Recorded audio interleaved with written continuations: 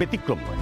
আমাদের আজকের এই পর্বেও আমরা তুলে ধরব মনস্তাত্ত্বিক সম্পর্কের এক টানাপোড়েনের কাহিনী, যার থেকে জন্ম নিয়েছিল মারাত্মক এক অপরাধ। কি সেই কাহিনী, কি সেই অপরাধ, আর কি ছিল সেই অপরাধের কারণ, জানতে হলে দেখুন ক্রাইম ডায়েরির আজকের এই রোমহর্ষক পর্ব। আরে কি, আমি সারেন্ডার করতে এসেছি, প্লিজ আমাকে অ্যারেস্ট করুন। কে আপনি? আপনার সারা গায়ে এত রক্ত এলো কোথা থেকে? কে মেরেছে আপনাকে? কেউ আমাকে মারেনি। তাহলে? আমি মেরে দিয়েছি। মেরে দিয়েছি মানে? কাকে মেরেছি? রঞ্জিতাকে। কে রঞ্জিতা? আমার মিসেস। আপনি সত্যি বলছেন? মিথ্যে বললে আমার সারা শরীরে এত রক্ত এলো কি করে? আপনি বিশ্বাস না করলে আমার কিছু করার নেই। আচ্ছা ঠিক আছে, কুল ডাউন, কুল ডাউন। আমি কুলই আছি। আপনি প্লিজ আপনার ডিউটিটা পালন করুন, আমাকে অ্যারেস্ট করুন, আমাকে লকআপে ভরে দিন। আমার ডিউটিটা আমি ঠিকই পালন করব, কিন্তু তার আগে বলুন আপনার মিসেসের বডিটা কোথায়? আমার বাড়ির ড্রয়িং রুমের মেঝেতে পড়ে আছে। আর আপনার বাড়িটা কোথায়? আমড়াতলা।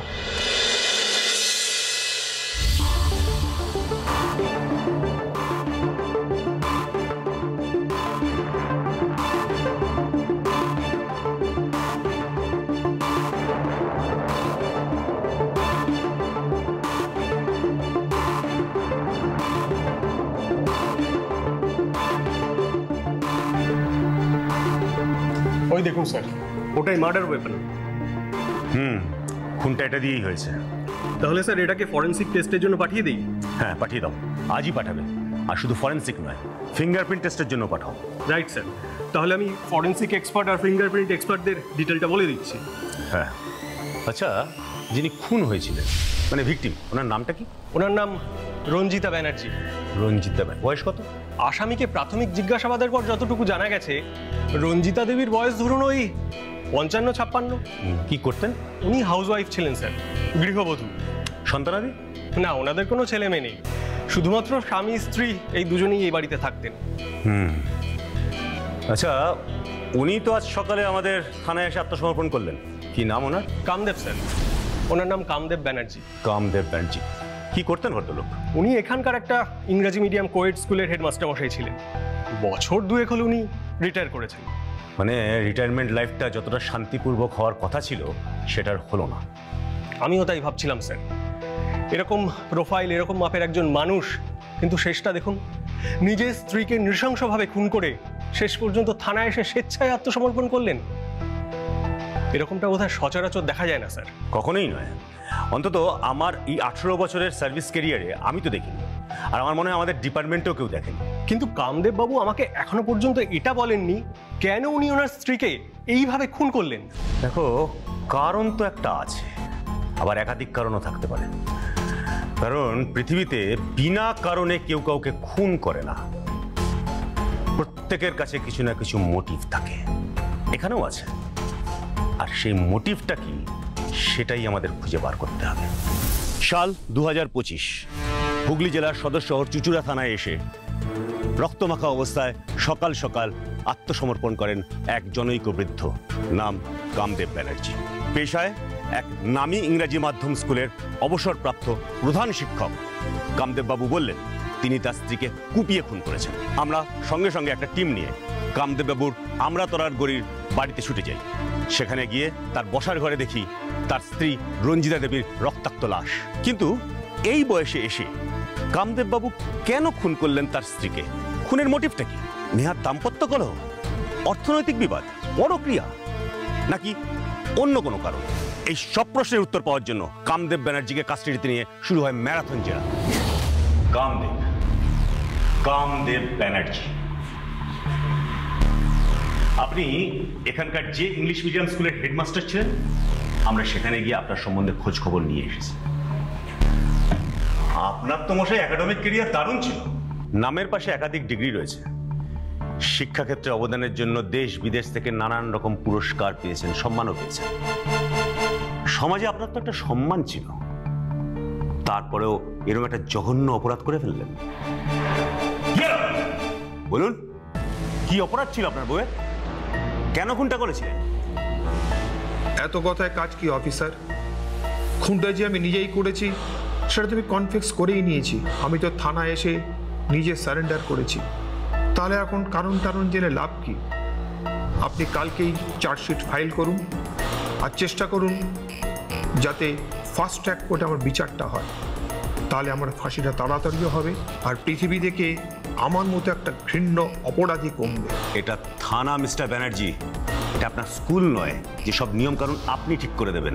এখানে সেটাই হয় যেটা আইনে লেখা আছে। আমরা কবে চার্জশিট দেব, কোন কোর্টে আপনার বিচার হবে, আপনার ফাঁসি হবে না যাবজ্জীবন হবে, সেটা আইন ঠিক করে দেবে, আপনি নন। বুঝেছি। তার মানে আগামী কয়েকদিন আপনারা আমাকে নিয়ে নিজেদের মর্জি মতো টানা হিচড়া করবেন। আপনি আমাদের সঙ্গে সহযোগিতা করলে সেটা আর করার দরকার পড়বে না কামদেব বাবু। সহযোগিতা করছি, এর চেয়ে বেশি আর কি আমার থেকে আশা করে? আপনি আপনার স্ত্রীকে খুনটা কেন করলেন সেটাই তো এখন আপনি আমাদের বলেননি। যেটা আমার বহু বছর আগে করা উচিত ছিল, সেটা দেরিতে হলেও যে করতে পেরেছি, সেটাই আমার কাছে খুব বড় মেন্টাল স্যাটিসফ্যাকশন। বহু বছর আগে করা উচিত ছিল বলতে? আমি অনেক দেরি করে ফেলেছি অফিসার। অনেক আগেই এই বজ্জাত মেয়ে ছেলেটার থেকে আমি মুক্তি পেতে পারতাম, কিন্তু তখন সাহস হয়নি। বলতে পারেন তখন আমার দেয়ালে পিঠ থেকে যায়নি। তার মানে আপনি একান্ত মরিয়া হয়ে খুনটা করেছেন? অ্যাবসলিউটলি, তাছাড়া আবার কি? বুঝলাম। তার মানে আপনার সঙ্গে আপনার স্ত্রীর সম্পর্ক মোটেই ভালো ছিল না, তাই তো? আপনি বললেন আমার সম্পর্কে স্কুলে গিয়ে খোঁজ খবর করে এসেছেন। তখনই তো বললাম করেছি। আমার কোয়ালিফিকেশন আর ক্যারিয়ার সম্পর্কে যা জেনেছেন তাতে কি মনে হয় যে আমার মতন একজন উচ্চ শিক্ষিত মানুষ ক্লাস 7 ফেল করা একজন মহিলার সাথে সুখী হতে পারে? দাম্পত্য জীবনে সুখী হওয়াটা কিন্তু স্বামী বা স্ত্রীর শিক্ষাগত যোগ্যতার উপর নির্ভর করে না কামদেব বাবু। হ্যাঁ, সেটা আমি জানি, কিন্তু এডুকেশন মানে শিক্ষা এমন একটা জিনিস যেটা মানুষের মনের সংকীর্ণতা আর কুসংস্কারকে দূর করে দেয়, মানুষকে একজন মানুষের মতো মানুষ তৈরি করে দেয়। হ্যাঁ, সেটা আমরা অস্বীকার করতে পারি না, কিন্তু আপনি তো বিয়ের আগে জানতেন যে আপনার স্ত্রী ক্লাস 7 পর আর পড়াশোনা করেনি, তাহলে সব জেনে শুনে বিয়েটা কেন করতে গেছিল? ওই যে আমার পিতৃদেব, আমার বাবা, ওনার কথাতেই ওনার পছন্দ করা মেয়েকেই আমাকে বিয়ে করতে হবে, তা নাহলে আমাকে সারা জীবনের মতো তার সম্পত্তি থেকে বঞ্চিত করে ছাড়বে। ও, তাই আপনি মুখ বুঝে বাধ্য সন্তানের মতো বিয়ের পিড়িতে গিয়ে বসে পড়েছিলেন, তাই তো? রঞ্জিতা কিন্তু দেখতে শুনতে মন্দ ছিল না অফিসার, যৌবনে বেশ সুশ্রী ছিল, কিন্তু ওর মনটা ছিল কদাকার। সেটা বিয়ের 26 বছর পর একই ছিল। আমার এখনো মনে আছে যেদিন আমি রিটায়ার করেছিলাম, সেই দিনও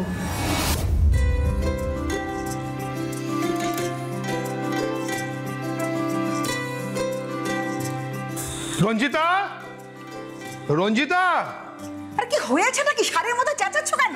এই নাও ধরো। কি এটা? ফুলের বুকে চশমা আছে, তাও দেখতে পাচ্ছ না? এটা তুমি কোথায় পেলে? কোন বান্ধবী দিয়েছে শুনে? আমার আবার বান্ধবী কোথায় যে এত সুন্দর একটা ভালো ফুলের বুকে দেবে? আজ আমার স্কুলে ফেয়ারওয়েল ছিল, তাই স্কুলের টিচার